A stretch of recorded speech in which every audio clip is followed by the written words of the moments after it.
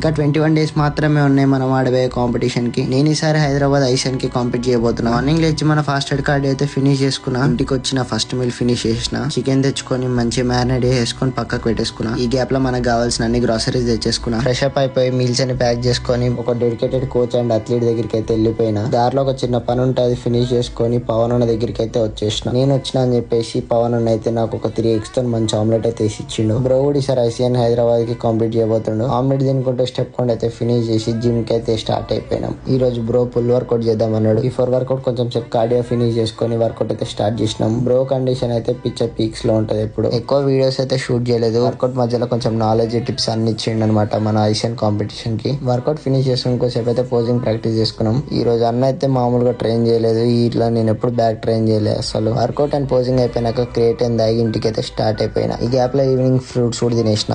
1 hour journey తర్వాత ఇంటికి reach అయిపోయి డిన్నర్ అయితే ఫినిష్ చేసిన. తర్వాత నా స్టెప్ కౌంట్ అంతా ఇంట్లోనే ఫినిష్ చేసుకున్న. టైం అయితే 12 అయిపోయింది నేను స్టెప్ కౌంట్ కంప్లీట్ చేసేసరికి. ఈ రోజుకి ఇంతే, మళ్ళీ రేపు కలుద్దాం. బాయ్.